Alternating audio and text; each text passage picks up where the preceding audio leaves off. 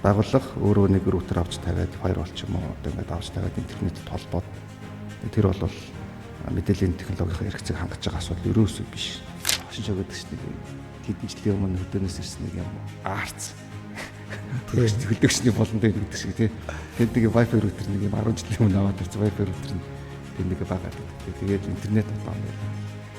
Тийм байна тий. Одоо нөгөө уулын орой дээр антин тавиад ахаа болцсон гэсэн үг юм ер нь.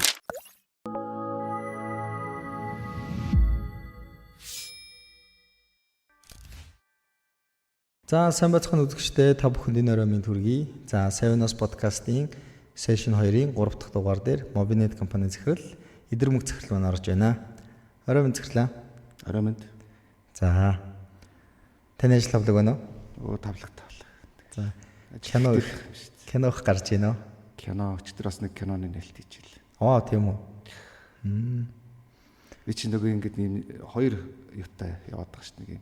Нэг бол ингээл юм урлаг кино мэн үү. Нөгөө тал нь болохоор ингээд технологи руу. Харин тий айгуус сонирхолтой байгаа тийм. Mobinet-ийн кино контент руу орж байгаа кино контентер одоо продюсер хийж байгаа гэсэн үг гэсэн тий. Өчтөр чи одоо 32 дахь оригинал. Оо за. Нэг мэдсэнчил 30 гараал явцсан. Тийм биш тий. Ер нь Netflix шиг болох гэж байгаа юм шүү тийм үү? Тийм. Гэж баг тий. Тэгэл Монголын Netflix гэж зэрэг. Монголын одоо OTT дээр гэх юм уу?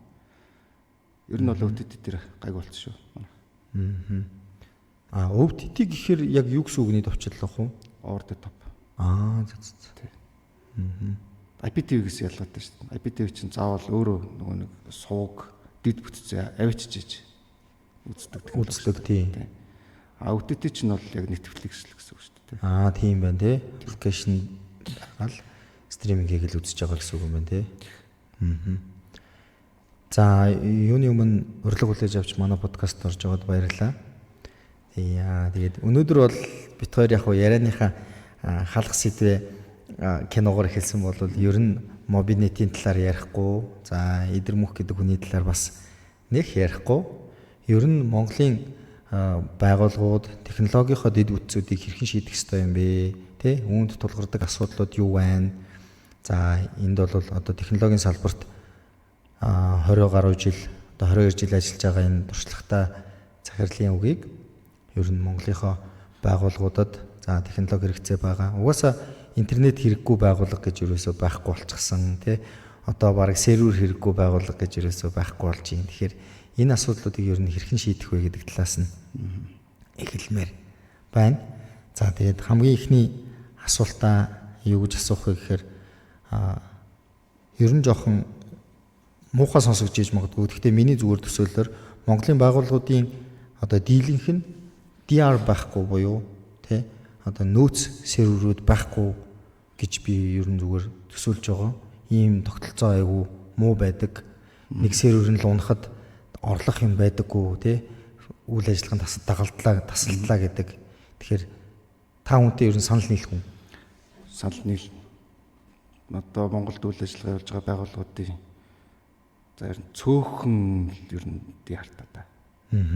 Тэгвэл миний харж байгаагаар барыг тоолно ба тий. За тэр ер нь бол байхгүй шүү. Байхгүй тий. Яг хөө төлбөр тооцооны зах зээл за тэгээд банк санхүү операторууд за тэгээд том одоо энэ e-commerce-ууд гэдэг юм уу том бизнесүүд ер нь илүү DR. Тэгээ яг уул уурхаа тий. Бас жоохон мөнгөтэй. Яг DR чинь нөгөө хөрөнгө оруулалттай уялдчихж байгаа юм л да тий. Харин тэгж юм тий. Гэхдээ одоо ирээдүйд өөрчлөгдөх байх л та. Яг тэгэхээр технологи ашиглаагүй компаниуд угаасаа ирээдүйд орчин тогтнол хэцүү болох гэдэг шүү дээ. Харин тийм. Тэнгүүт нөгөө бүх юм технологиос хамааралтай болчихлоо. Тэр технологийнх нь одоо систем тоглолтоход тэр компани үйл ажиллагаа бүтэн тоглолттой болчихсон шүү дээ. Тэгнь шүү дээ. Тэгэхээр удахгүй тэгэл бас яригдах л байна л да ирээдүй. Ер нь харилцагчид нөлөөлж байгаа нөлөөлөл нь өндөр болоод явхаар ч одоо хүн бизнесийнхаа тасралтгүй байдлыг хангана гэж үзэн шүү дээ. Яг технологи мэдээллийн технологиг одоо улмал хүмүүс ойлгодог болол тий хөрөнгө оруулагч нар бизнес эрхлэгч нар ер нь бол улмал ойлгодог болол тэгэл угаасаа ирээдүйтэй. За тэгэхээр энэ бас айгу хот сэдв. тий. Ер нь дид бүтц гэдэг чинь өөрөө одоо байгууллагын дижитал шилжилтийн хамгийн суур зүйл шүү дээ. Тэгэхээр дид бүтцээ хэрхэн шийдэх вэ гэдэг асуудлууд маш их байна гэсэн үг. За мэдээлэл технологийн дид бүтц гэдгийг яг юу гэж тодорхойлох вэ? За сүлжээ сервер бах өөр ер нь юу байх вэ? За ер нь альва зовс орны ч бай, компани ч бай дид бүтц нөгөө хатуу дид бүтцээс эхэлж байгаа шүү дээ. Одоо шилэн кабель, дата центр тэгээд ингээд улам софтвер руу явна. Бүгдээрээ нийлэл дид бүтц л дээ тий. Тэгтээ нөгөө яг улсын хэмжээнд бол хатуу дид бүтц одоо хамгийн чухал нь тий. За манай Mobcom Networks байна. За Mobcom өөрөө байна, Mobinet байна. За сүлжээ компани байна тий. Эдгээр маань бүгдээрээ за Sky Networks гэдэг эдгээр маань бүгдээрээ нийлээд Монгол улсын нөгөө одоо сүлжээний хатуу дид бүтцийг бүрдүүлж байна. За дараа нь дата центр орно. За тэгэл байгууллага болгон бас нэг юм жижигэн сервер өөртөө бас ингээл нэг ажиллаж гал. Тэгээд том компаниуд бол энэ бие даасан дата центрүүд бол байгуулад байдаг. Оператор компаниудын хувьд гэх юм бол одоо хамгийн их дата центртэй анхаардаг гэх юм одоо тий. Угаасаа бүх зүйл нь технологиор явж байгаа болохоор тэгэхээр одоо Mobcom группийн хувьд бол 3 дата центртэй. Улаанбаатарт 2, Дарханд 1. Ер нь бол Монголдо яг ийм Jordan гэх юм уу. Disaster record. Яг partially бас full бол биш гэж явж байгаа. Газар 100% хараад бус дата төгсөв шүү дээ тийм үү? Тийм гэсэн үг. Тийм би дарахны Mobcom-ийн дата төгөөр орж үзэж ийсэн. Дөнгөж яг нээлттэй ихтсний дараа бас үзэж ийсэн. Хатуу дид бүтц дата төв, шилэн кабель, тий сүлжээ, дата төв.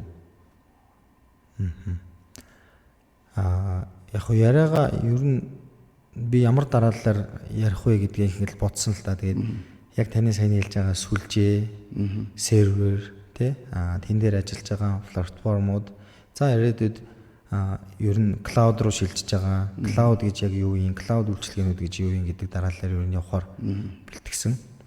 Тэгэхээр би өөрөө байгууллагуудад мэдээлэл технологийн зөвлөх үйлчилгээ, мэдээллийн аюулгүй байдлын зөвлөх үйлчилгээ бас үзүүлж явдаг. Тэгээд яг байгууллагууд дээр ингээд очиод үзэхээр байгууллагууд офс дээр нэг интернет аваад тий за танаа интернет байж болно, Unity-ийн интернет байна, эсвэл Sky Network ч гэдэм юм ингээд интернет авцсан.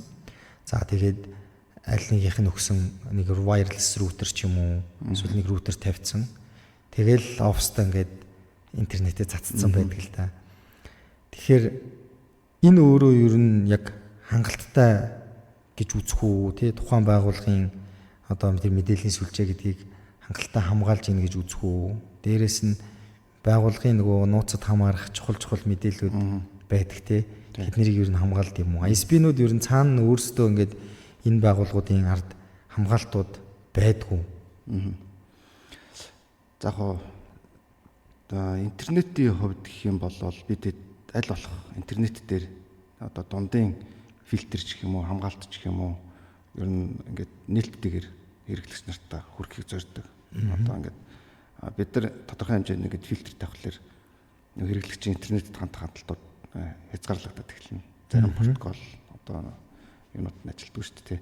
Тэгэхээр яг хөө зөвхөн энэ олон улсын интернет харилцаа холболтын нэг юм стандарт гэдэг одоо тавьдаг портуудыг хаадаг нэг тийм юу байгаа.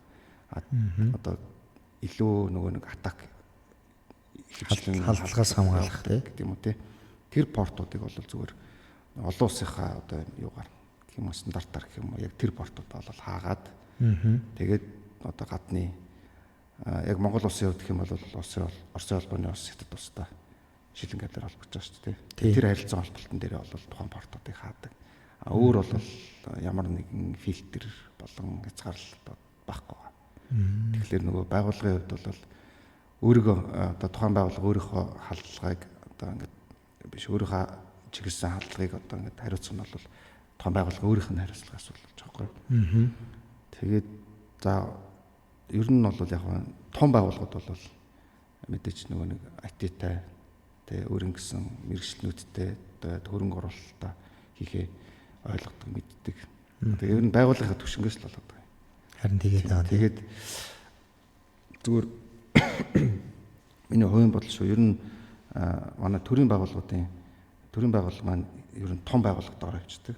Тэгээд төрийн байгууллагын бас жоохон одоо энэ зохион байгуулж байгаа дэд бүтц гэх юм уу те өөрснөөхөө мэдээлэл айлгүйд л анхаарж байгаа жоохон сул үт юм болов уу гэж боддог. Яг нь жижиг компаниуд бол ойлгомжтой те. Тэгээд нөгөө байгууллагынхаа төвшнгөөс хамаарат тухайн байгууллага интернет болон одоо мэдээллийн айлгүй байдал, мэдээллийн технологийн үйлчлэгийг уг нь хэрхэн авах вэ гэдэг нь шийдэгддэг. Тэгээд за том байгууллагууд окей ойлгомжтой өөрснөө авчлаа. Дасан серверийн өрөөтэй, дата төвтэй серверээ аваад түүнийгээ тохируулаад түүн дээрээ одоо програм хангамж софтверээ ингээд суулгаад ингээд файрвол молоо ингээд аваад хөрөнгө оруулалт явна. За дунд түвшин одоо ингээд байгууллага өөрөө ингээд томроод тий. За эхлээд нэг жижиг байгууллага ингээд яванда томроод ялтч мэдээллийн технологийн хэрэгцээнүүд гараад эхэлдэг. Ер нь олон улсынхаа туршлагаар бол тэр технологитой холбоотой үйл ажиллагаагаа энэ дундаас доош байгууллагууд бол аутсорс хийдэг. Тэгээд Монголд яг ийм аутсорсинг соёл одоохондоо ер нь тогтохгүй байгаа. Тэгээд аль болох бол ингээл нэг ийм IT-ийн ажилтан тэгээд нэг байгууллага дээр нэг л инженер ер нь хвчлэн байдэн шүү дээ IT-ийг хариуцсан. Тэгээд тэр нь ингээл бүх одоо компьютерийг форматлаа л тий. Тэгээд сүлжээг нь интернетийн ингээл одоо тэгээд нөгөө технологийн хэрэглээ нь улам нэмэгдээд дах тусам тэрийг нэг IT-ийн ажилтан авч явах боломжгүй болчихж байгаа байхгүй. Тэгэхээр олон улсын зөвөр утгагүй хөгжөөд тэр тийшээ явах гэж бодож байгаа. Менежер сервисүүд гарах хэрэгтэй ирээдүйд. За үүнийг бол мэдээж нөгөө нэг интернетийн үйлчлэг үзүүлж байгаа байгууллагууд манайж өгж болно. За энэгээр дагнсан бас юм компаниуд ер нь үүсэх баг л та. Одоо манайхтай хамтардаг бас зарим нэг байгууллагад менежер төрлийн үйлчлэгнүүдээс үзүүлээд байгаа. Тийм. Тэгээд яг энэ дэр нэгдүгээрт хоёр шалтгаан баг шүү. Одоо өөр байгууллагад ингэ технологийнхаа сервисийг даатгахад нь жоохон ихтгэл жоохон яагаад гэж тий. Алдагдаад гэж. Жоохон ингэ нэг байгууллага ингээл 100 хүнээс дээш хүнтэй болоод одоо өөрсөнд нь ийм тусдаа сүлжээ мэдээллийн технологийн хэрэгцээ гараад эхлэхлээр ингээ хүнээ өөрснөө л юм аваал ингээл аль болох өөрснөөрөө л болох гэдэг. Гэтэл нэг компанид тэр нөгөө нэг бүх мэдээллийнхаа технологийн хэрэгцээг ингээд даатгах чиглэлээр бас жоохон ихтгэлнэ. Тэгээ хоёр талтай нөгөө талтай бол яг тэр итгэлийг даах хэмжээнд үйлчлэг үзүүлдэг бас байгууллагууд хархан гарч ирээгүй юм болоо гэж бодод байна. Тийм. Тэгээд зүгээр би бас хувьдаа бол ирээдүйд менежер төрлийн аутсорсинг үйлчлэгнүүд бас гаргана гэсэн ер нь бол дунд хугацааны бас төлөвлөгөө байгаа. Тэгэхээр байгууллага өөрөө нэг рутер авч тавиад файрвол ч юм уу одоо ингээд авч тавиад интернетэд холбоод тэр бол мэдээллийн технологийн хэрэгцээг хангаж байгаа асуудал ерөөсөө биш. Бараг 1% л ер нь эхэлж байгаа хөөх гэдэг. Дөнгөж эхэлж 90% нь бол ер нь огт байхгүйтэй л адилхан л гэсэн үг л дээ. Тэгэл нэг юм рутер аваад тавьчихдаг. Одоо сүүлийн үед энэ Wi-Fi технологи маань өөрөө ингээд бас одоо 1G, 2G, 3G, 4G, 5G гэдэг технологи хөгждөг шиг Wi-Fi маань өөрөө ингэж хөгжиж яваад байдаг тий. Гэтэл байгууллага маань интернет анх авахтаа л 10 жилийн өмнө авсан Wi-Fi routerтэй стил байсаар л аваад байдаг тий. Гэтэл нөгөөх маань одоо Wi-Fi 6 гарчлаа. Одоо 6 бол хамгийн их ашиглагдаж байна. За Wi-Fi 7 гарцсан байна. Тэгээд уг нь ингээд тэрийгэ дагаад ингээд төхөөрөмж нь хүртэл шинжлэхтэй явах хэрэгтэй. Гэтэл тэнд нөгөө нэг юм хошин шог гэдэг чинь нэг юм хэдэн жилийн өмнө хөдөөнөөс ирсэн нэг юм арц хөлдөгчний болондоо юм гэдэг шиг тий. Тэнд нэг Wi-Fi router нэг юм 10 жилийн өмнө аваад тавьсан Wi-Fi router нь тэнд нэг байгаад байдаг тий. Тэгээд интернет удаан байлаа гэл. Хэмжлэнгийн юм асуудлууд айгүй их тохиолдонд дөө ер нь манай дээр ч гэсэн үйлчлэг үзүүлэгчийн өнцгөөс харахаар тийм байна. Юу яа гэм бэ? Менежер сервис үзүүлж байгаа байгууллага дээр бас ISO стандарт байд юм байлээ. Тийм яг нэг certified managed service provider гэдэг шиг стандарт байдаг. Тэгэхээр тэр өөрөө нөгөө мэдээлэл технологийн үйлчлэгээ үзүүлэгчийг яг нэг чанартай үйлчлэгээ үзүүлж байгаа гэдгийг нь баталж өгдөг. Аваад тэрийг хангасан хэмжээнд очиж байгаа гэж хэлж байгаа гэсэн үг шүү дээ. Тэр бас аягүй чухал юм шиг санагдсан. Одоо энэ дата түүхүүд байна, тий энэ SaaS үйлчлэгээ үзүүлж байгаа байгууллагууд байна. Монголын мэдээлэл технологийн үйлчлэгээ үзүүлж байгаа энэ газрууд бол team сертификат аваад нэг шалгуурыг хангацгаад нөгөө үйлчлүүлэгч байгууллагуудаа итгэлийг нөлөөлөх юм байлээ л дээ. Амен. Тэгэхээр байгууллагууд маань Wi-Fi router-ууд бол аль хизээ сайжирсан байгаа юм байна, тий. Wi-Fi 7 хүртэл явсан байна. Тэгэхээр ер нь солих хэрэгтэй гэсэн үг. Тэгээ ер нь байгууллагад заавал firewall байх хэрэгтэй гэж та боддгоо. Байх хэрэгтэй. Хэрэгтэй. Тийм. Яг хоо байгууллагууд маань нөгөө firewall аваад тавьчихлаар болчихлоо гэж ойлгоход. Бас тэгдэг тий. Тэр чинь ингээд цаашаа тохируулна. Одоо ингээд цаг тухайд нь одоо софтверийн шинжилэх гэдэг ингээд тэгээд зөв тохиргоогоо хийхээс өсвөлээ. Тэрнээс зүгээр ингээд дефолт тохиргоотой firewall биш л тий. Зүгээр л Wi-Fi router баг адилхан тий. Өчнөө ер нь яг мэдээллийн технологи тэр нөгөө дэд үц тоног төхөөрөмжөөс илүүтэй нөгөө байгууллагын дотоод үйл ажиллагааны одоо дүрм журам маш чухал шүү дээ. Угаасаа мэдээллийн хэлбэл төр чинь тий.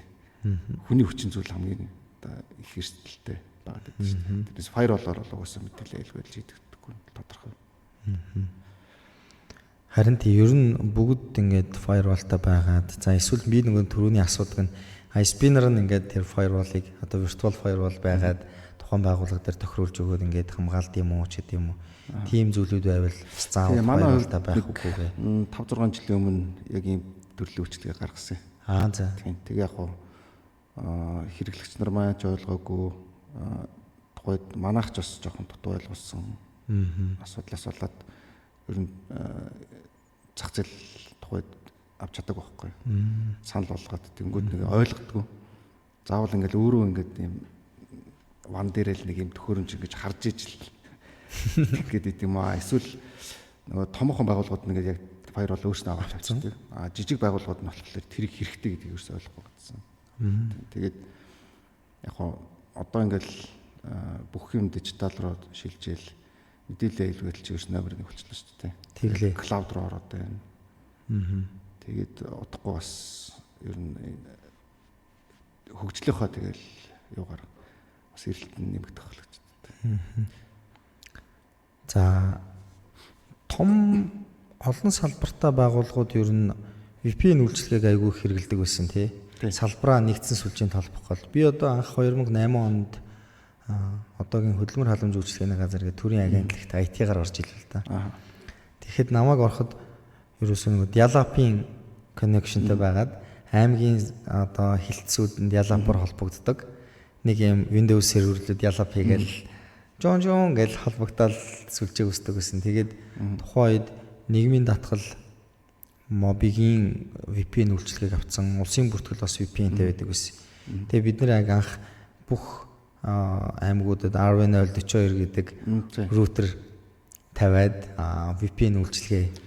RV042 ч одоо тухайн үед л амар ерөөсөл гол юу л л шүү дээ. Түүл л шүү дээ. Тийм. Зүгээр сониноос бол яг RV042-ыг зүгээр би өөрөө тухайн үед инженер ахтаа судлаад за энэ загвар ер нь тохирох юм байна гэд туршаад нэвтрүүлж л да. Тэгээд ер нь яг байгууллагын нөгөө VPN үйлчилгээн дээр би ингээ одоо ингээ бодонгууд ингээ миний ингээ яасан юмуд ингээ айгүй их яваад байгаа байхгүй. Тийм. Тэгээд за яг одоо болвол VPN маань өөрөө хоцрогдож байна. Тийм. Хардвер бейсд яваад байгаа шүү дээ. Тийм. Сүүлийн үед бол сүлжээ маань өөрөө софтвер тодорхойлсон. Тэгэхээр энэ software defined SD1 гэж нэрлэдэг байгаа. Тийм. Бүх төрлийн софтверийн ийм нөгөө нэг байгууллагын дотоод сүлжээний шийдлүүд. Өөрөө айгүй хөгжчлөл дөө ялангуяа сая ковидын үеэр. Яг тэгэхээр байгууллагууд маань ремотор ажиллагаа айгүй хэрэгцээ гарсан. Тэгэхээр SD1 за янз бүрийн софтверийн компаниуд бол нэлээд олдсон. Тэгээ Zscaler гэдэг юм уу. За тэгээд бүх одоо энэ тоног төхөөрөмж үйлдвэрлэгч IT-ийн вендорууд маань SD1 технологи руу санал болгоод эхэлсэн. Тэгээд угаасаа нэг чи хөгжлийнхөө үе шатаар л яваад байгаа. Тэгэхээр одоо бол байгууллагууд маань VPN ихээс илүү зардал багтаа SD-WAN ашигласаа л гэж зөвлөхөр байна. Тэгээд манайхаас бас менежд SD-WAN үйлчлэг авч болно. Давхар рекламтахад. Тэгээд өөрөө нөгөө интернетийн технологи маань хөгжөөд одоо ер нь айгүй олон сонголттой болчихлоо шүү дээ. 5G орчлоо. Энэ 4G дээрээс нь бандвитийн асуудал ингээд шийдээд маш өндөр бандвитаар хурдаар интернет холбогдох боломжтой болчихлоо. Явандаа ингээд нөгөө операторууд маань баг сүлжээгээ тэлээд явбал хэдэн жилийн дараа бол 5G-ийн хэрэглээ нэлээд чухал болчих واخ гэж бодоод байгаа. Ялангуяа байгууллагууд маань нөгөө салбараа холбохдоо зүгээр ингээд 5G сүлжээ ашиглаад холбоод тэдэн дээр SD-WAN ажиллуулахад бол асуудал айгүй хямдхан шийдэгдэх боломжтой болчих. За. Тийм. За дээрэс нь Starlink маань бол бүр ингээд амар их хичээл өгч дээ. Харин тэгж юм тий. Одоо ингээд захын хөдөөний малчайл ороход л Starlink-тэй байгаад шүү. Starlink-тэй одоо гэрийнх нь хаяанд ингээд очиход ингээд Wi-Fi орж ирэх таахгүй. Тэгэхээр Starlink-ээр ингээд байгууллага бас салбарын холболтыг бас шийдэж болж байна. Тэгээ Starlink арай одоо ер нь бол Монголд сателлитыг оруулж байгаа гэж хэлж болно тий баг. Болно. Тийм. Яг нь Starlink-ийн хувьд нэг дутагдaltaй тал байгаа. Монголд газрын станц байхгүй. За. Тийм. Яг нь Starlink SpaceX өөрийнхөө нөгөө бодлогоор гэх юм уу хэрэглэгч байгаа тооноос хамаарат газрын станцаа байрлуулдаг. Яг Монголд Starlink ашиглаж байгаа хэрэглэгч маань газрын станц одоохондоо Японд л болгож байна. Тэгэхээр жоохон latency өндөртэй. Японд очиж газрын станцаас буцаад цаашаа интернетээр гараад байгаа байхгүй. Уг нь бол Монголд өөрөө Starlink-ийн өөр ингэсэн газрын станцтай тэрийг ингээд манай одоо төрийн одоо зохицуулалтын байгууллага нь ингээд уг нь хянах хэрэгтэй тий. Тэнгүүд одоо ингээд глобал руу гарсан интернетийг чинь одоо ингээд тий халдлага мадлага араас нь ингээд хянахад ер нь жоохон асуудалтай болчихсон. Тий. Одоо манайхаар дамжиж гарахгүй байгаа учраас бид нэр Starlink-аар орж ирж байгаа. Тэгэхээр бас бодох хэрэгтэй болоо гэж бодоод байдیں۔ Одоо үндэсний аюулгүй байдал ч юм уу тий. Тийм байна тий. Монгол улсын хэмжээнд бас интернет чинь өөрөө бас хялттай байх хэрэгтэй шүү дээ. Тий. Одоо ингээл нөгөө хятад VPN-уудаа бүгдийг ингээл нөгөө интернетийн хэрэглээг хязгаарладаг гэж өөрсдөө ингээл зохицуулдаг болвол одоо Starlink бол Монголд ямар хэмжээний зохицуулт байх ёстой шүү дээ. Ёстой шүү дээ тий. Одоо уг нь бол нэмэх 18 сайт маань хаагдчих ёстой. Starlink дээр бол хаагдах тий. Жишээний тий. Тийм байна тий. Одоо нөгөө янз бүрийн халдлага боллоо ч гэдэг юм уу ингээд Starlink-ийн интернетээр дамжаад ямар нэг асуудал болоход тэр бол ямар ч контролгүй. Тэл ижлэх нь л гэсэн үг. Тийм байна. Одоо ядчил юу гэдгийг нөгөө IP-нууд нь бүртгэгдэнэ гэхэд бид нэр ямар ч юм харж чадахгүй болох юм байна тийм үү? Одоо ямар ч лог байхгүй, тэг ямар ч trace байхгүй. Тэг яг мэдээж олон улсынхаа юугаар ингээд хандж болох л ахал та. SpaceX рүү тэр шугамаар л хэсэл Монголдо бол шийдэгдэхэд нэлээд хугацаа орохоор л харагддаг. Энийг одоо ингээд ер нь төр хийх ёстой юу? Эсвэл одоо танах ч юм уу, Unitel ч юм уу те эсвэл энэ бусад газрууд ингээд Starlink-тэй холбогдоод ингээд Монголын газрын станц ингээд байрлуулад ингээд явъя гэх ёстой юу? Та энэ дээр юу гэж бодож байна? Яг SpaceX-ийн хувьд бол нээлттэй юм шиг үлээ. Тэр нь өөрөө одоо ингээд хөрөнгө оруулалт гаргаад хийж болно. За нэг хувийн компани ч юм уу те бас хийж болно. Газрын станц байгуулж болно. Манайх ч анх сонирхож байхад зардал нэлээд өндөр зардал гарахаар багтсан. Starlink гарахгүй та угаасаа хэрэглэгчийн тоон хангалтгүй учраас та хөрөнгө оруулаад өөрснөө газрын станц байгуулж гэх юм уу те. Тэгэхээр ер нь төр өөрөө энэ дээр бас оролцоод явбал зүгээр юм. Гэхдээ бас төрийн бодлого байгаалах бол та тий. Заавал Starlink-ийг хэрэглэх ёстой юм уу, эсвэл юм уу? Гэхдээ одоо ингээд нэг юм nomadic байдлаар явхад бол угаасаа Starlink-аас өөр сонголтгүй болчихлоо шүү дээ тий. Одоо ер нь Монгол өөрөө тийм хэмжээний хиймэл дагавал хөргөөд тийм хэмжээний үйлчлэгээ үзүүлж чадахгүй учраас тэгэл сонголтгүй болчихж байгаа юм л да. Тэгэхээр ер нь энийг жоохон хяналттай болох тал руу нь баг бодвол илүү зөв үндэсний аюулгүй байдал талаасаа зөв болох гэдэг шүү дээ. Би ерөөсөө наадах чинь мэдэхгүй юм байна л да. Энэ ч айгүй чухал сэдв байна. Одоо байгууллагууд бол ер нь Starlink-ээр сүлжээг олбчлоо гэж тэгээд байгаа. Тэгээд тэрүүгээр нэг юм энэ нөгөө түрүүн кино хоёлаа нэг хальт ярьсан шүү дээ. тий. Тэгээд тэрнтэй бас ингэж яаж байгаа. Одоо жишээ нь өвтөти манай вүү үйлчлэг байгаа. Вүү үйлчлэгэн дээр авж байгаа гадаадын контентууд маань зөвхөн Монгол улсын газар нутагт үйлчлэх ёстой. Одоо зөвшөөрлийг авдаг байхгүй. За. Тийм. Одоо оюуны хэмжээ гэсэн үг тийм байна. Тэгэнгүүт Монголд Starlink ашиглаж байгаа хэрэглэгч гадаад байгаа юм шиг вүү чинь ашиглах болчиход байгаа байхгүй. Яагаад тэгэхээр IP хаяг нь Японд руу гарч байгаа. Тийм байна. Тэнгүү зөвхөн Монгол контент л үзэх юм гэдэг ч юм уу те. Яг энэ дээр бас бидэд ажиллаад зарим нэг IP дээр нь одоо ингээд тохиргоо хийгээд бас нэгээд явж байгаа. Гэх мэтлэнгийн нөгөө нэг энэ ялгаанууд бас нэлээд байгаад байна л да Starlink дээр те. Тийм байна тий. За байгууллагууд хоёлоо түрүү нөгөө за firewall гэж ярьсан тий. Ер нь firewall-аас өөр аюулгүй байдлыг ер нь хэрхэн шийдэх юм? Одоо би танахыг сая нөгөө нэг Mobi Connect дээр мэдээллийн аюулгүй байдлын үйлчилгээ бас менежд сервис гаргаж байгаа гэж ер нь сонссон л доо. Тэгээд тэр нь зүгээр нөгөө Mobicom-ын талаар ярьж байгаа биш. Монголдо анхдагч юм болов уу гэж бодсон. Тийм. Тэрний талаар та бас мэдээлэл өгөөч. Ер нь аюулгүй байдлаа байгуулга яах ёстой юм?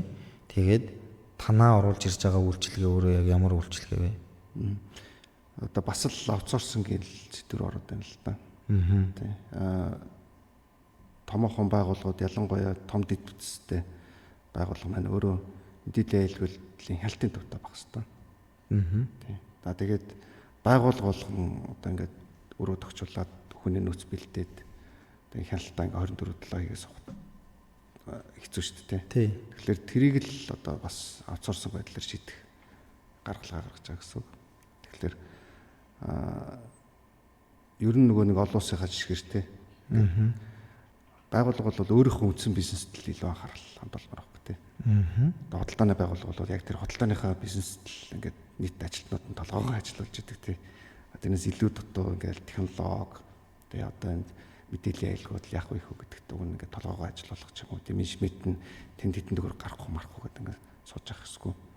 Яг үйл ажиллагааныхаа тодорхой одоо юг үйл ажиллагааныхаа зардлыг мэдээллийнхаа технологид зарцуулна гэдэг тэрийгээ бол ямар нэгэн одоо менежд үйлчлэгээ аваад ч юм уу тэ аутсорсинг гэж шийдэх ёстой. Тэр утгаараа ийм үйлчлэгээ зах зээл дээр одоогоос танилцуулах гэж бэлдэж байгаа. Тэгэхээр ер нь Монгол томоохон байгууллагууд ч яг 24/7 сок ажиллуулахад бас ер нь төвхтэй шүү дээ. Тэгэхээр ингээд бүгдээрээ одоо нийлээд ингээд чаддаг газараар нь яг чаддаг юм нийлэгчүүл угаасаа л нэг бизнесийн зарчимч өгөн тэр шүү дээ. Тийм. Тэгэхээр тэрийг одоо танилцуулахад зорилготой л болчихлоо. Одоо нэг за том банкуд л сокто байгаа юу гэхээс биш ер нь баг байхгүй тий. Байхгүй. Тэгэхээр манай технологийн залуучууд ч гэсэн ер нь өөрөө манай Монголд одоо юу гэдэг мэдээллийн аюулгүй залуучууд ийм сокийн сервис за эсвэл мэдээллийн аюулгүй аутсорс үйлчилгээнүүд гаргах юм бол зах зээл бас байж болохоор байна тий. Байгууллагуудад санал болгоо явахад бас болж юм. Өөрсдөө батлах тэр олон улсын сертификатыг нь аваад тий сервисээ ер нь зөв болгоо явуул бас амжилттай байж магадгүй гэсэн үг шүү дээ. Тийм гэсэн. За сүлжээ ерөнхийдөө нэг иймэрхүү шинжлэгдэж байгаа юм байна. Wi-Fi нь өөрчлөгдөж байгаа юм байна. SD-WAN VPN гэдэг юм байха болж байгаа юм байна. Аргачгүйс одоо баг 20 жилийн өмнө л VPN ярьж исэн юм чи. Тийм. Яг нь Starlink-тэй бас нэг яхад манай Mobi ч өөрөө Монголд төлөөлөгч нь. За Starlink байгууллагын үйлчлэг үзүүлэх хэрэгтэй. Тэг яг одоо бас нэг бүтээгдэхүүн хөгжүүлж байгаа. Өрн холбооны сүлжээ маань өөрөө Starlink-тэй ингээд уялдаад Starlink маань өөрөө өрн холбооны үндсэн backbone болчихж байгаа байхгүй трансмишн гэсэн үг. Тэгэнгүүт одоо ингээд нөгөө сүлжээний хамар хүрээ маань ингээд хөдөө орон нутагт ялангуяа аслагдсан сум суурин ч юм уу те тэр ялангуяа нөгөө хөдөө орон нутагт үйл ажиллагаа хийж байгаа байгууллагууд маань яг өрн холбооны үйлчлэгээний жоохон асуудалтай байдаг. Тэгээд энэ дэр Starlink-тэй одоо өрн холбооны үйлчлэгээний одоо менежмент үйлчлэгээ бас багц гаргаж байгаа. Одоо жишээ нь манай машинууд эхнээс нь ингээд тоноглоод тэгээ машин өөрөө дээвэр дээрээ Starlink-тэй дотроо 4G цацдаг тохиолдож тавьж байгаа байхгүй. За. Дүнгууд ингээд юм сүлжээтэй машин яваад шүү дээ. Тэгэхээр чи ингээд машин дотор ингээд хаач хамаагүй ингээд туцаараа яриа явчих болж байгаа. Интернетээр одоо нөгөө газрын станцаар дамжаад өрөө холбооны сүлжээ орох биш. Одоо энэ Starlink-ийн интернетээр дамжаад өрөө холбооны сүлжээнд ажиллаж ийн гэсэн үг юм байна тийм үү? Тийм. За.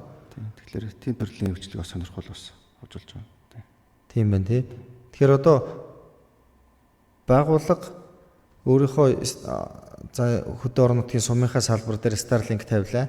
Тэгэнгүүт тэр ажилтнууд дээр нь манахаас баз станц нэмж түрээслэл тавьчих. Тэгээд сүлжээтэй болчихж байгаа байхгүй. Гэхдээ энэ coverage нь хэр байх вэ? Янз бүр.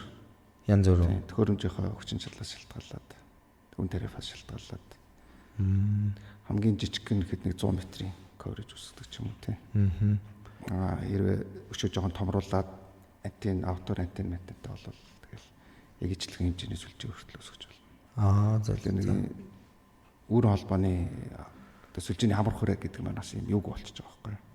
Өөрөө мобайл болчихж байгаа байхгүй. Тийм байна тий. Одоо нөгөө уулын орой дээр антен тавиад ахаа болцсон гэсэн үг юм ер нь. Болж болно л гэсэн үг тий. Болно л гэсэн үг юм байна. Гэхдээ тэрнээс арай зардал өндөртэй болох гэж магадгүй тий ер нь. Үгүй баг эсэргээр авах шүү. Тийм үү. Бас нэг тийм гоё нууц шийдэл манад байна. Тийм байна. Тэгэхээр өрөө холбоонууд ер нь бол бас өөрчлөгдөж байгаа юм байна. Мэдээллийн сүлжээ ер нь өөрчлөгдөж байгаа юм байна. За сүлжээ бол тийм байна. За сервер за сүлжээгээ ингээд шийдтсэн тий VPN-тэй за эсвэл SD-WAN-гаар олон салбаруудаа хийчлээ. Firewall-а янз бүрийн ISP-нүүдээс менежэд сервис авчлаа. Эсвэл мэдээллийн аюулгүй байдлын зөвлөх үйлчлэгээ үзүүлж байгаа компаниас тохиргоогоо хийлгээд интернетийн асуудлыг шийдчихэж чинь сүлжээгээ шийдчихэж чинь. Одоо сервер гэж нэг чухал ойлголт байгаа тий. Тийм. Тэгээд ер нь Монголын байгууллагууд серверээ хэрхэн шийдсэн байдгийг бүгдээрээ нэг одоо хуучин бол tower сервер аваад IT-гийнх нь инженерийн доор нэг процессор шиг tower сервер сүлжээн залгагдсан л байдаг байсан. Тэгээд зарим газрууд ч гэсэн одоо хүртэл тиймээрээ байдаг газрууд бол байгаа юм шиг байлээ. Тэгэхээр ер нь серверийнхаа асуудлыг яаж шийдэх вэ? Дата төвүүдэд одоо rack түрээс за том байгууллагууд бол мэдээж дата төвүүдэд rack түрээслээд өөрсдийнхөө серверийг байрлуулдаг байх. За жижиг байгууллагууд одоо яг хэрэг яаж явах ёстой юм тий. Энэ дата төвүүдийн үйлчлэгээ юу нэг ямар төвшөнд байгаад байна. VPS гэж яг юу байгаад байна гэдэг талаар та нэг яриад өгөөч. Бас ингээд нөгөө байгууллагын төвшнгөөс хамаарат янз бүр байгаа даа. Чиний хэлдгээр ингээд том байгууллагууд нь бол өөрснөө гэдэг бүтцээ үүсгээд. Тэгтээ cloud гэж орж ирээд байгаа тий. Тэгээд Монголд бол cloud-ын хэрэглээ нэг тийм амар өндөр одоохондоо биш байх шиг байна. Cloud-ыг хоёр төрлөөр ашиглаад байгаа. За томоохон байгууллагууд бол тэр cloud-ын нөгөө нэг хэрэглээг нь ач холбогдлыг нэг ойлгоод cloud дээр одоо эхнээсээ ингээд гараад ашиглаад явж байгаа шиг байна. Дунд одоо байгууллагууд маань болохоор яг тухайн cloud руу шилжих гэдэг юм уу те. Эсвэл одоо өөрөө сервертэй байх гэдэг дээр ингээд юм жоохон юутай юм асуулттай ч юм уу те. Яг юм сонголтын донд зүгээр жижиг дунд байгууллагууд маань бол нөгөө хэрвээ технологийн стартап болвол шууд cloud дээр очиж. Тэгээ нөгөө AWS тэн дээр ч одоо бүх юм бэлэн байж байгаа шүү дээ. Одоо технологи хөгжүүлэх хамгийн тохиромжтой environment нь одоо орчин тэнд ээж гэдэг учраас стартапууд маань ингээд cloud дээр юм ачиж байна. Яг технологийн биш байгууллагууд маань бол Монголд ер нь мэдээллийн технологи хэрэглэж мэдэхгүй дээ. Одоо ингээд нөгөө хөгжингүү ч юм уу те хөгжиж байгаа орнуудын small business, жижиг бизнес, Монголын жижиг бизнес хоёрын технологийн хэрэглээний ойлголт шал өөр. Одоо ингээд Европт ч юм уу, Америкт ч юм уу эсвэл одоо ингээд Өмнөд Азид ингээд байгууллагын жижиг одоо ер байгууллага ингээд анх компани байгуулад бизнес эхлэнэ гэдэг маань өөрөө ингээд бүх технологийн бэлэн байдал ингээд цаанаас хангагдсан. Тэрийг хэрэглээ сурцсан байдаг. Монголд болохоор зүгээр төрөний хэлдгээр ингээд нэг рутер авчир тавиал Wi-Fi цацаалт технологийн хэрэглээ хандчихад байгаа байхгүй. Тэгэхээр ер нь клауд руу явах хэрэгтэй. Ер нь байгууллагын одоо уусад байгууллага ингээд ийм дата центр байгуулад эсвэл сервер өөрөө зохион байгуулад тэрийг ингээд малладаг одоо ингээд авч явдаг үйл ажиллагааг нь хариуцдаг хүн дахиад ажил болно гэдэг ч юм уу те. За тэгээд ялангуяа энэ зарим нэг байгууллагууд дээр анзаарэгдэт байдаг. Өөрийнхөө нөгөө хэрэглэнээс хит давтсан ингээд төмөр авчираа тавьчихдаг тийм. Тэгээ нөгөө хөрөнгө оруулагч нь тэрийг нэг ойлгодог болохоор ч гэдэг юм уу ингээд маш өндөр үнэтэй машин аваад тавьчих واخ гэдэг. Тэгээ нэг 5 жилийн дараа нөгөөх нь ингээд жоохон хоцрогтой туучраад эхлэхлээр за энийг шинжилнэ гэдэг ингээд ер нь бас нэг ийм цикл яваад байгаа шүү тий. Одоо санаатай ч гэх юм уу те. Ер нь зүгээр хөрөнгө оруулагч нартай зөвлөхөд бол ингээд танаа IT-гийнхэн чинь ингээд за одоо IT-гийнхэн бас нэг муулж байгаа биш үү. Зөвхөн гардаг жишээ шүү дээ. Бодит байдал байхгүй. Тэнгүүд ингээд одоо өөрийнхөө хэрэгцээнээс хит тийм том хөрөнгө оруулалт гаргана гэж чинь тухайн компани үрэх шиг нөлөөлж байгаа шүү дээ. Тийм шүү дээ. Энийг клауд шийдэж байгаа шүү дээ. Яг өөртөө тохирсон одоо нөөцийг л клауд дээр яг ашиглаж байгаа хэмжээгээр төлбөр төлөө явна. Дээрэс нь маш их одоо урсгал зардал бас хэмнэдэг. Хүний ингээд нөгөө наана харагддаггүй маш олон зардал тэр нөгөө сервер тоног төхөөрөмж худалдаж аваад тэрийг ажилуулж байгаа энэ цаана гараад байдаг байхгүй. За ингээл одоо тог цахилгаанаас өсвөлээл нэгдүгээр зардал гарна. За сүлжээнийх нь найдвартай ажиллагаа бас хэрэгтэй байдаг тийм. За дээрэс нь одоо софтвер шинжилэлт гэдэг нэг асуудал байна. За дахиад security-гийн асуудал ороод ирнэ. Гэмчлэн гэдэг энэ бүдийг одоо шийдсэн гаргалгаа нь бол клауд байна. Тэгээд эхнээсээ яг томхон байгууллагууд ашиглаад тушаад тий одоо өөр нөлөөг нь бас хараа явж байна. За mobility гэх юм бол Microsoft-ийн Azure Stack-ыг 4 жилийн өмнө л дээ бас Монголд олон улсын түвшний клауд үйлчилгээ. Тэгэхдээ яг full cloud гэж бас ойлгож болохгүй. Зөвхөн Microsoft-ийн одоо virtualization хийдэг технологиг л ашигласан одоо тийм найдвартай ажиллагаатай тийм сервер тоног төхөөрөмж орчингл одоо бид нар Монголд байгуулж байна гэсэн үг. За. Тэгээд саяхнаас Amazon AWS-ийн бас төлөөлөгчөөр ажиллаад. Одоо Монголда бас ирэлт байна уугүй гэдэг асуудал явж байна. Тийм. Amazon-ы AWS Outpost гэдэг технологи гэдэг. Яг л нөгөө нэг Azure Stack-тай ижилхэн Amazon-ы тэр нөгөө virtualization одоо тэр нэг юм найдвартай ажиллаж байгаа технологиг одоо локалоор ашиглах боломжийг бүрдүүлж байгаа. Ялангуяа Монголд нөгөө төрийн байгууллагууд ялангуяа нөгөө хүүгний мэдээллийг Монголдо байлгах хэрэгтэй гэдэг. Юу байгаа шүү дээ. Клаудын нэг барьер байгаа шүү дээ. Тийм тэр барьерыг шийдэх гаргалгаа нь болохоор Outpost гэдэг юм уу те. Ямар нэгэн дата болол Монгол улсаас гарахгүй. Тэгтээ технологи нь болохоор одоо өндөр түвшний технологи байна ч гэдэг юм уу те. Тийм байна. Тэгээд клауд бол Монголд одоохондоо бол ер нь л хөгжихгүй байгаа. Тэгээд угаасаа нөгөө хүн амынхын тооноос тэр байгууллагын тооноос тэр тэгэхээр удахгүй бас хөгжих байхаа л гэж найдаж байна. Би Netflix-ийн одоо стримингийн компани түүхийг уншаад байж хаад Netflix 98 оноос биш байгаа да клауд руу ер нь шилжиж эхэлсэн гэж хэлсэн. Тэгээд нэлээд урт хугацааны 5-6 жилийн том шилжилтийг хийгээд тэгээд бүрэн клауд болсон гэж ойлгож ирсэн. Тэгэхээр одоогийн манай Монголд байгаа дата төвүүд ер нь за бүгдээрээ адилхан байх гэж бодож байна. VPS буюу те Virtual Private Server гэдэг үйлчилгээг л Монголдо үзүүлж байгаа зөв миний ойлгож байгаа. За ер нь бол зөв. Яг хоо тухайн VPS дээр одоо софтвер ажилуулад эсвэл платформ ажилуулад тэрийг тэр маань үзүүлээд эхлүүл тэр маань үзсэн одоо клауд жинхэнэ клауд асуулждаг болж байгаа байхгүй. Тэгээ энэ дээр ч бас төлөвлөгөө гаргасан ирээдүйд бас хэрэгжүүлэхээр төлөвлөсөн төслүүд бас манайд бол байгаа. Тэгэхээр яг жинхнээсээ клауд болчихдгийг утгагүй сонголчууд ашиглах хаа гэж найдаж байна. Тэгэхээр та яг нөгөө нэг клауд үйлчилгээний онцлогийг за эхлээд on premise буюу бид нэр өөрийнхөө байран дээрээ ажлын байран дээрээ сервертэй за эсвэл серверөөрөө ингэ байдаг байсан. За одоо бол том байгууллагууд бүгдээрээ on premise data төвтэй байгаа, өөрийн гэсэн сервертэй байгаа. За data төвийн байрны зохион байгуулалт хийгээгүй газрууд бол танаа дээр ч юм уу, Unitel дээр ч юм уу, Systems дээр ч тийм ингээд data төвүүд дээр тийм Mogul дата том data төвүүд үндэсний data төвүүд дээр өөрийнхөө physical серверийг, bit серверийг аваачиж тавиад үйлчлэгийг одоо тэн дээр аваа явж байгаа тийм. Тэгэнгүүт VPS нь болохоор та нарын дид бүтцийг ашиглаад тэн дээр би виртуал машин асаагаад одоо нөгөө серверийнхаа зохион байгуулалтыг хийж байгаа гэж ойлгоно. Зөв тий. Зөв тий. Яг VPS-ийн одоо онцлог нь болохоор ер нь бол нөгөө ресурсыг л үр ашигтай ашиглаж байгаа юм л да. Тэр хэмжээгээр нөгөө үйлчлэгний үнэ хямдарч байгаа байхгүй.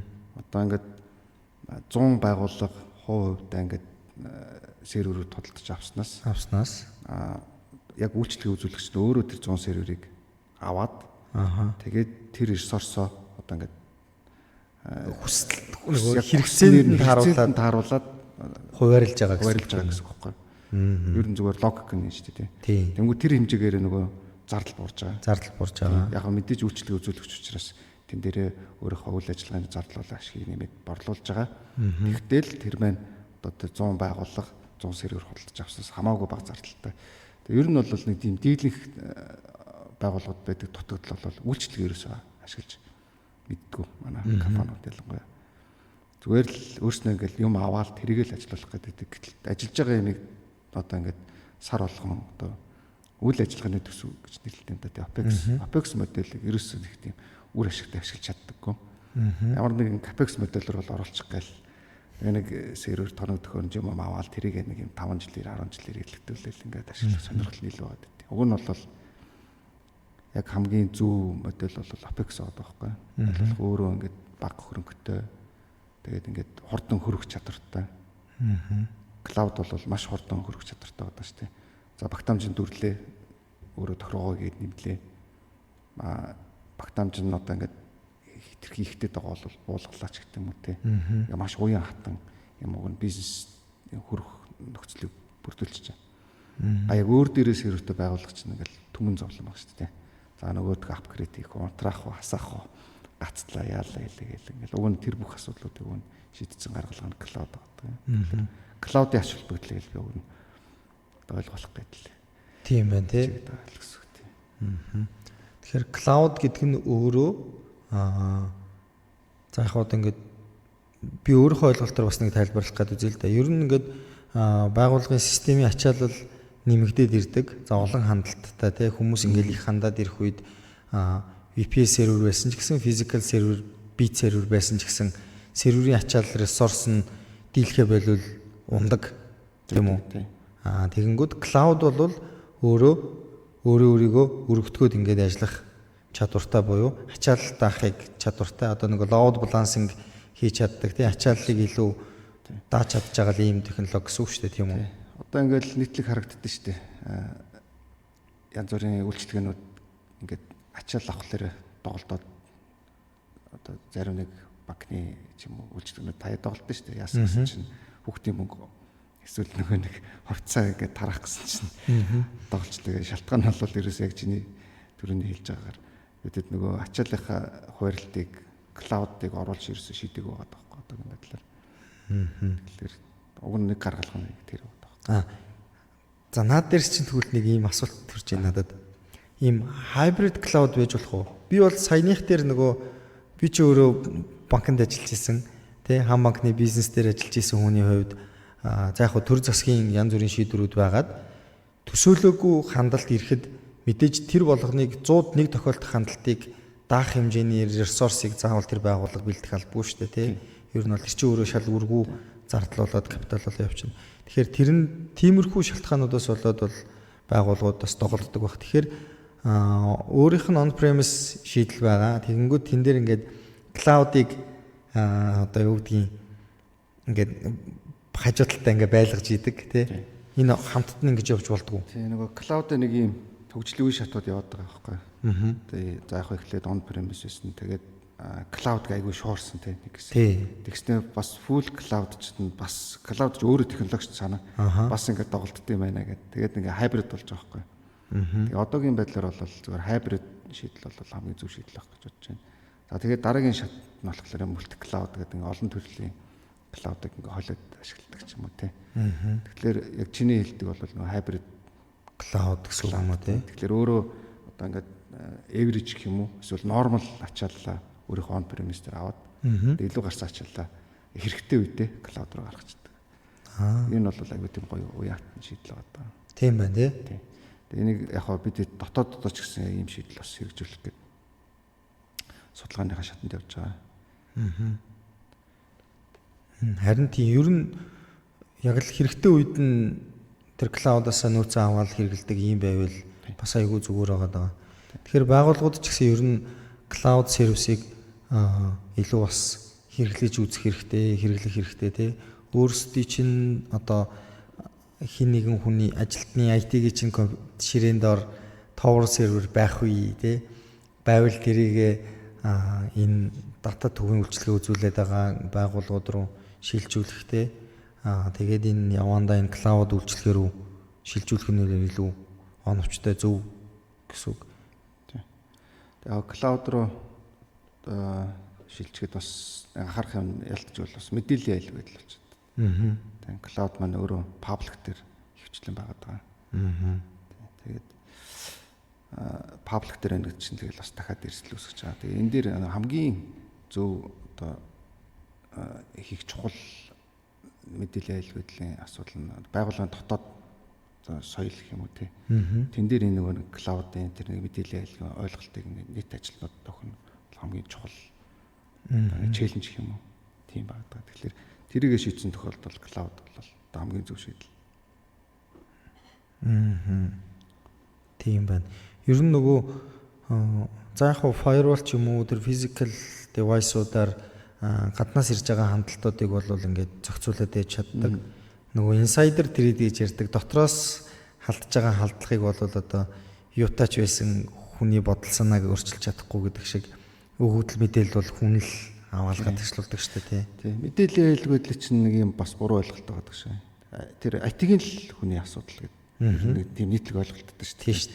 Гэтэл эн чинь яг биш байхгүй. Ажилтан болгоны асуудал, хөрөнгө оруулагч өөрийнх нь асуудал, гүйцэтгэх захирлын асуудал, ерөөсөө ингээд ийм нийтийн асуудал байхгүй. Тэгээд энийг ерөөсөө нэг тийм мэдээллийн айлг байдлынхаа биш IT-гийнхаа ажилтан дээрээс даатгаж хайж болохгүй нэг юм асуудал байдаг.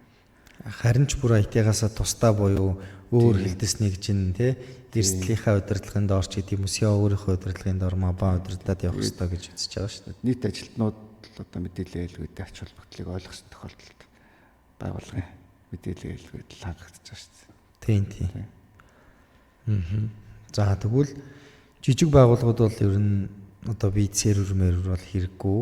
За энэ үйлчлэгээ үзүүлж байгаа том дата төвүүдээс за виртуал серверээ түрээслээд тий ингээд аваа явуулж болно. За эсвэл cloud руу гарч болно. Гэтэ cloud руу гарахдаа мэдээллийн аюулгүй байдал гэдэг юм зүйл дээрээ маш анхаарад явах хэрэгтэй байна. Би зүгээр одоо жишээ нэг ийм сонссон байгууллагуудын за ямар дата төв гэдгийг нь бол мэдэхгүй байна. Манай Монголын л дата төвүүд бах physical server дээр нь гимтэл гараад тий тэн дээр байгаа VPS-үүд бүгдээрээ ажиллахаа болж байгаа гэсэн үг шүү дээ. Ер нь бол тий. Тэгэхээр манайхан ер нь тэрний ийм redundancy байдлыг зохицуулж чаддаггүй. Энэ одоо нөгөө тухайн байгууллагуудын одоо тухайн нөгөө дата төвийн үйлчлэгээ үзүүлж байгаа байгууллагын асуудал байна уу? Эсвэл тэн дээр VPS түрээслээд авчихсан байгууллагын өөрийнх нь redundancy-гийн асуудал байх уу? Нөөцийн асуудал байх уу? Ер нь айл хэлнийх нь л асуудал та. Технологич нэгээд нэг юм яг зөвхөн тэрнээс шалтгаална гэдэг юм байдаг шүү дээ. Маш олон хүчин зүйлээс шалтгаалж байгаа. Дата төв гэдэг хүмүүс зүгээр л нэг юм байшин барайл Тэгэл нэг юм тасардгүй цэцлэгааны их өсвөртэй хийжүүл дата төв гэж ойлгох таахгүй. Уг нь дата төв гэдэг маань одоо энэ сүлжээний зангилаг л холоос дата төв гэж үздэг. Одоо интернет гэдэг чинь өөрөө ерөөсөө ингээд зүгээр л юм аалзны тор шүү дээ. Тий. Тэнгүүд ингээд хамгийн олон тэр тор очиж зангидаж байгаа газар нь өөрөө дата төв болох хэрэгтэй байхгүй. Тэгээд тэр маань өөрөө эрчим хүчнээс шалтгаална. Цахилгаан эрчим хүч маань өөрөө ингээд гурдагч одоо хүчин зүйлээс одоо хөрш усаас шалтгаалж байна. За цахилгаан станцын зүрийн асуудлаас шалтгаалж байна. За өөрөө тэр чинь ингээд 2 3 нөөц байдаг шүү дээ. Дата төв дээр за батарей байна. За батарей руугаа шилжээд хэдэн минутын дараа генератор руугаа шилжих хэрэгтэй ч гэдэг юм уу те. За энэ үйл ажиллагаануудыг ингээд байнгын одоо ингээд ажиллагаануудын найдвартай ажиллагаануудын гэж байнга хинж авахгүй бол за би батарейтай би одоо мотортой гэж ерөөсөө найдаж болдгоо юм бэлээ. Ер нь дата төв дээр. За үндсэн тог тасарлаа EPS рүүгээ шилжих ингээд юм технологийн бас нэг процесс үйл ажиллагаа явж байгаа шүү дээ. Тэр нь заримдаа ажиллахгүй ч гэдэг юм уу. За генератор нь хална мална гэл ингээд ерөөсөө маш олон шалтгаанууд гарч байгаа. За нэг цахилгаан эрчим хүчний нэг юм асуудал байна. За хоёрдугаар талхлаар сүлжээний асуудал байна. Сүлжээнээс бас аягүй шалтгаалж юу яддаг тоглолтдог. Тийм. Тэгээ гуравт нь болохоор операшн. Ерөөсөө гол нь операшн. Хамгийн чухал нь операшн. Операшн мейнтенанс гэж яриад байдаг шүү дээ. Нөгөө үйл ажиллагаа тэгээд одоо тэр нэг юм арчиж тордох ч хамгийн чухал байгаа гэдэг. Тэгээ Монголд бол аливаа юм ерөөсөө тэр нь хамгийн дутагддаг гэж би бодоод байна. За ямар нэгэн байдлаар нэг юм авчраад тавилаа мартлаа. Тийм. Ялангуяа одоо ингээл годууж унтамжаар ингээл явж ах чинь ингээл 80 камер ингээл хаасаг байгаа. Тэгээ ингээд бодит байдал дээр 50% ажилтдаггүй камер байгаа байхгүй тийм. Ямар ч арчилгаа байхгүй. За ямар ч ингээл аваад тавилаа. Сервер бас адилхан. Дөнгөт нөгөө тухайн байгууллагын үйл ажиллагааны одоо тэр нэг дүрм журм тэр бол ингээд мейнтенанс тэр нэг юм арчлаа тордлогоор айгүй их хөрөнгө оруулалт хийж байгаа шүү дээ. Тий. Одоо хүн ингээд машин аваад унлаа гэхэд чинь жилдээ 2 удаа тосын солиулаа. Тэгээд тэнд чинь нэлээд хөрхөн зардал гарч байгаа шүү дээ. Тий. Манай байгууллагуудын IT ихнэр дутагдaltaй тал нь серверийн хэмжээг л төсөлждөг. Дөнгөд тэр серверийг цаашаа яаж мейнтенанс хийх үү гэдгийг ерөөсөө тооцдоггүй. Тэгэхээр нэг тийм дутагдал байна. Тэгээд түрүүний ярьсан нөгөө нэг цахилгаан эрчим хүчин зүйлүүд бас адилхан байхгүй. Яг тэр нөгөө юмыг авч тавиад тэрийг яаж цаашаа арчилт тордох вэ гэдэг чинь хамгийн чухал байдаг. Банкын мониторинг чухал те. Хүний одоо айлын системүүдийг ажилуулж байгаа тэр олон компаниудын системүүдийг ажилуулж байгаа тэр дата төвийн мониторинг тэрний сервис арчилгаа өөр аягүй чухал гэсэн үг. Тийм гэсэн үг. Тэ? За тог тасраад VPS нь унлаа. Одоо том клауд VPS те. Одоо том юм сервер. Тэгээ буцаагаад асаалаад заримдаа хасдгүй.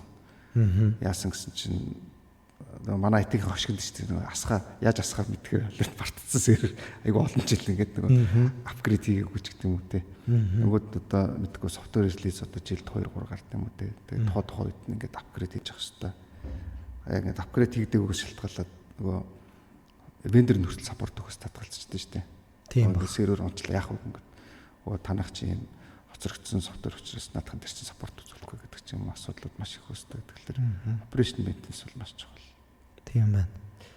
Тийм нэг байгууллагууд яг хөө дээрээс нэтрээ зэрэгтэй нэмээ хэлэхэд тэр VPS үйлчлэгээ авж байгаа байгууллагууд өөрөө бас тодорхой хэмжээний нөгөө хамгийн ихний асуултан дээр барьсан redundancy гэдэг ойлголт тийм нөөцийг өөрөө заавал бодож явахгүй болвол одоо өөртөө л найдахгүй бол өөр хүнд ер нь найдаж болохгүй л байгаа юм л та тий. Тэгээд бас юмны нөгөө хямдыг явах их хардаг л та. Хямд байна гэдэг чинь л ер нь чанаргүй байна л гэсэн үг шүү дээ. Тий. Яг үнэтэй байна гэдэг чинь тэрний цаана гаргаж байгаа бүх тэр операшны зардал, хүний нөөцийн зардал, софтверийн лицензийн зардал бүх юм ингээд тооцоод шингээсэн баг шингээгээд тэр хэмжээгээр илүү найдвартай ажиллаж байгаа байхгүй. Тэгээд технологи ялангуяа мэдээллийн технологич чинь ингээд одоо нөгөө яг ажиллаж байхад нь хинч тоодоггүй. Тэгээд гэмтэл асуудал гарахлаар л нэг тоогддог нэг тийм салбар байгаа гэдэг. Тэгэхээр нөгөө юу яаж хэдэн жил бэлдээ нөгөө нэг удаа ашиглаж гэдэг л нэг тийм зүрх өгдөг шүү дээ. Тэрнтэй адилхан. Тэгээд ингээл өдөр шөнөгүй ингээл тордоолоо мөртөө ингээд тортохгүйсэн ч гэсэн ядагчгүй шүү дээ гэдэг ч юм уу те ингээд байнга унаад идэх гэж гэдэг юм. Энийг бас айгүй сайн салгаж ойлгож хэрэгтэй байх гэж боддог. Тийм өөрсдөө бас айгүй сайн анхаарах хэрэгтэй. Тэгээд удирдлагууд нь ч гэсэн нэг байгууллагын дата төв дээр юм авааж хийцэн гэвэл те одоо тэрэнд бас бүрэн итгэл одоо өөр нь дата төв дээр нөөцийг нь байрлуулах гэдэг юм. Одоо түрүүний ихний ярьдаг нөгөө газар зүйн хувьд хараат бус 2 өөр дата төв дээр нөөцүүдэд байрлуулах гэдэг юм уу. Үнэхээр танаа байгууллагт технологи систем чинь бизнесийн үйл ажиллагаанд чинь нөлөөлдөг тасралтгүй байдал нь чухал болвол та заавал нөөцтэй байх хэрэгтэй гэсэн үг шүү дээ. За бас нэг сонин байж магадгүй. Гэхдээ ингээд сүлжээ интернетийн үйлчилгээ авж байгаа байгууллага байгаа тийм үү. За одоо Mobinet гэж жишээлч л да тий хоёул Mobinet-ийг ярихгүй гэсэн гэхдээ ярьж байгаа. Тэгээд Mobinet-ийн Mobicom-ийн дата төвөөс одоо дата төвийнхөө үйлчилгээг авах сүлжээ хоёрыг нэг байгууллагаас авах нь өөрөө давуу талтай юу? Ямар ч ялгаагүй юу? Энэ дээр одоо та юу гэж бодож байна? Би одоо Mobi-гоос интернет авчингуудаа серверээ Unitel дээр аваад тавьчих гэдэг юм уу? Одоо харилцагч нараа ч юм уу хэрэглэгч нараа 100% ингээд манахаас үйлчилгээ авах гэж нэг шахадгүй. Угаасаа чинь техник л учраас бас эрсдэл гарч байгаа тийм. Тэгээ маш олон хүчин зүйлээс шалтгаалж ялангуяа сүлжээ бол Монголд бол төм бомон шалтгаанаар тасардаг. Тийм. Тэгэл хинэггүй нөхөр нь очиод нөх гал шидэн кабель таслалаа чинь тийм. Тэгээд эсвэл одоо мэдхгүй янз бүрийн тэгэхээр нөгөө аль болох дор хаяж 2 нөөцтэй байх хэрэгтэй. Мэдээж нөгөө үндсэн үйлчлэг үзүүлэгч байна. Тэр маань бол нэг юм мэдхгүй 60-70% байхаа ингээд хэрэгцээг хангадаг ч юм уу те. Нөөц нь бол 30% тагаа. Дахиад 2 дахь үйлчлэг үзүүлэгчээс авах хэрэгтэй ч гэдэг юм уу те. Би бол аль болох тэр талаас нь зүгээр санал болгодог. Яг хоо манай хувьд бол өөрөө тэр нөөцүүдийг ингээд хангаад үйлчлэгийг үзүүлж байгаа. Манай одоо төлж байгаа тарифаас шалтгаалаад. За түрүү хэлжсэн нөгөө Mobicom өөрөө 3 дата төвтэй ч гэдэг юм уу тийм байна. За интернетийн гадагшаа гарч байгаа 6-7 баг попт болсон байгаа. Одоо урагшаага 3 оператортой, хойшоогоо 3 оператортой шилэн кабелаар холбогдсон. За зам төмөр зам дагсан 4-5 нөөц кабелтэй явж идэг гэдэг юм уу тийм. За манай Улаанбаатар хотод байгаа сайтууд маань өөрөө ийм меш одоо топлогоор ингээ холбогдсон. За ямар нэгэн байдлаар 2 сайтын хооронд кабель тасрахад тойроод нөгөө талаараа холбогддог. Зарим нь бол 3, 4, 5 ингээ нөөцтэй явж байгаа. Орон нутгийн трансмишн маань бас ингээ дандаа юм тор хэлбэрээр зохион байгуулагдсан байдаг. Одоо ингээ Улаанбаатар Дархан хоёрын сүлжээ ингээ дунд ингээ шилэн кабель тасралаа гэхэд урдуураа тойроод одоо юу гэдэг тийм 10 гагаар буцаагаад ингээ тойроод холбогдчихдаг гэдэг юм. Тэгээд аль болохын нөөцтэй үйлчлэгээнүүдээ ингээд дэд бүтцээ зохион байгуулсан учраас харьцангуй найдвартай ер нь бол 60-70% даатах тал бол ер нь найдвартай гэж үздэг ер нь Монголд бол. Тэгэхээр нөгөө бүх юм дэд бүтцээс шалтгаалдаг. Тэгээд дэд бүтцийг яаж арчилж яаж тордож байгаагаас адилхан шалтгаалж байгаа. Тийм байна. Тэгэхээр яг одоо Mobicom дэд бүтцээ яаж ийм нөөцөлж тэ одоо тэр сүлжээний топлогууд холболтууд ингэж хийж ийн байгууллага ч гэсэн тодорхой хэмжээнд нэг юм тийм жижиг хувилбараар ч юм уу ингэж байх ёстой гэж үзэж байгаа шүү дээ. Үнэхээр танаа байгууллагт технологи чухал, систем чинь чухал, тасралтгүй ажиллагаа чинь чухал болвол одоо угаасаа чухал болоод эхэлсэн л дээ. Интернетг болвол тэгэл ер нь байгууллага бол зогсох гэдэг шүү дээ. Харин тэгж байгаа тийм. За гой асуудлууд ер нь бол яригдж байна тий. Дэд бүтцийн хөрөнгө оруулалт хамгийн анхны ихний подкастн дээр би цэрэн даваа захирлыг урьж оруулсан. Тэгээд цэрэн даваа захирлаас юу гэж асуусан бэ гэхээр IT-г бол ингээд хар нөх гэдгээ тий.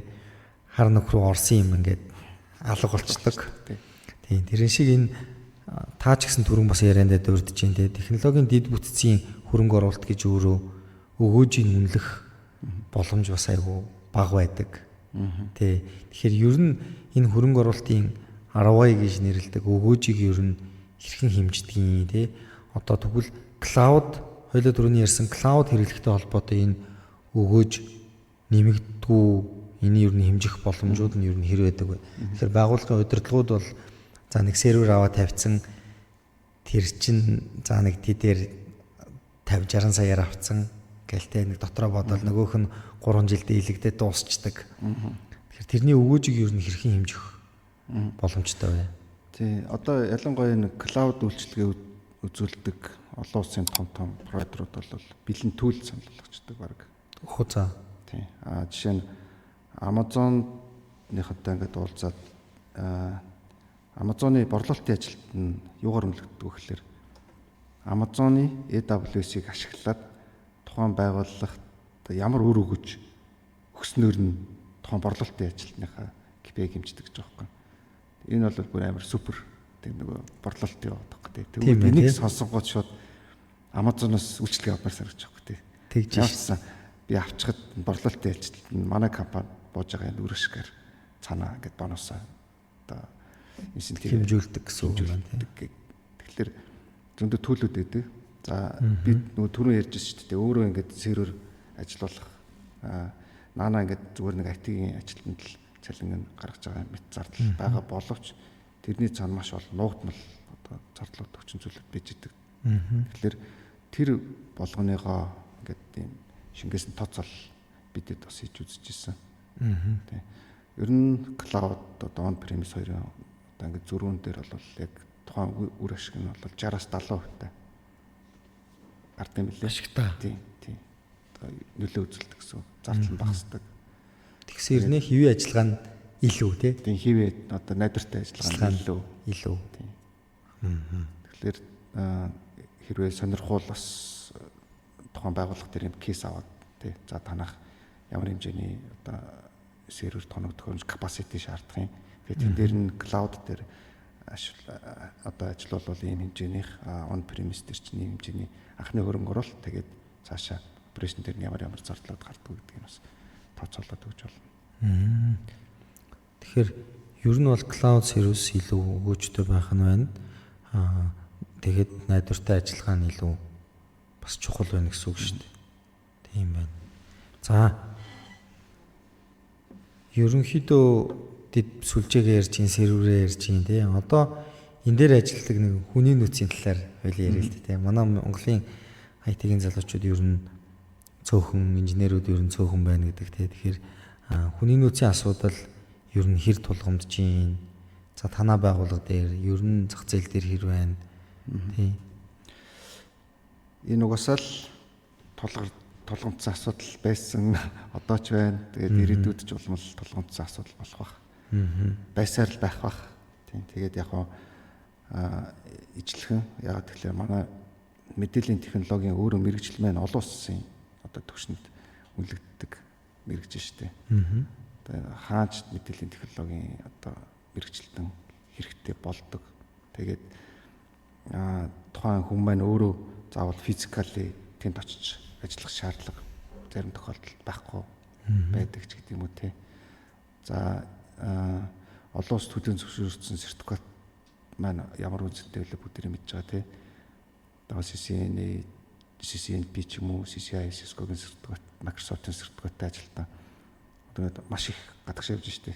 Тийм. Олон улсын нөгөө нэг цалингийн зөрүү байна. Тэгээд аль болох энэ нөгөө яг Mobcom группийн хувьд бол хүний нөөцийн бодлого дээр нэлээд сүлийн сайжралтууд хийсэн. Заавал энэ босоогоороо карьер ахих биш, хөндлөнгөөрөө карьер ахих. За тэр хэмжээгээр нь тухайн ажилтныг нөгөө үнэлээд одоо цалин өсөлт нь уйлдуулах аргаар юм бол илүү одоо хүний нөөцөө бүрдүүлдэг.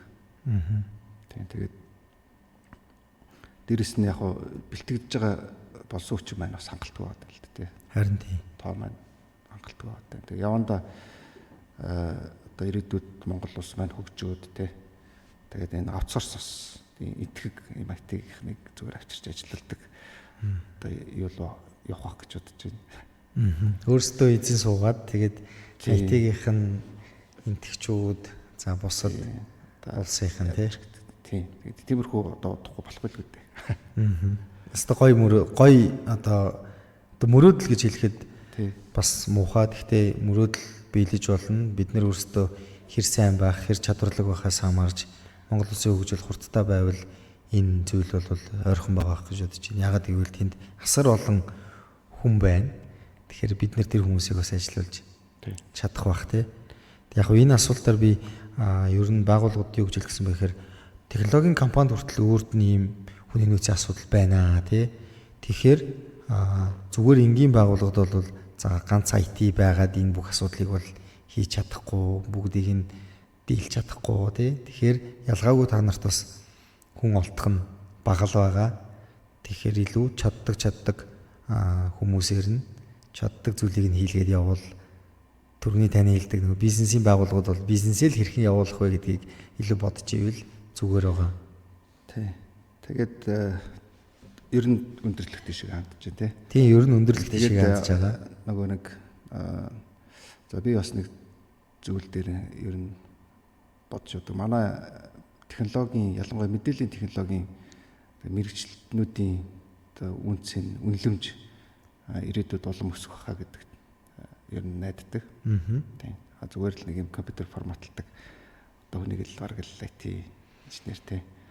Тэр одоо Chief Information Officer гэж ярьдаг шин. CIO гэдэг хүн бол зүгээр л нэг юм хитэн тоног төхөөрөмж дээр интернет одоо юу гэдэг те софтвер тэрийг л хариуцдаг биш. Ер нь технологич одоо компани цаашаа хөгжлийнх нь амар том хүчин зүйл болсон учраас одоо мэдээллийн технологийнх нь маань одоо үндсэн ирээдүйд улам нэмэгдэх баха тий бизнест оруулж байгаа үүрэг хөрөөлн одоо тэр хэмжээгээр нэмэгдэн маш чухал болох баха гэдэгт ер нь найдаж байна. Тэгээд нийт одоо салбарынхандаа бас амжилт хүсье.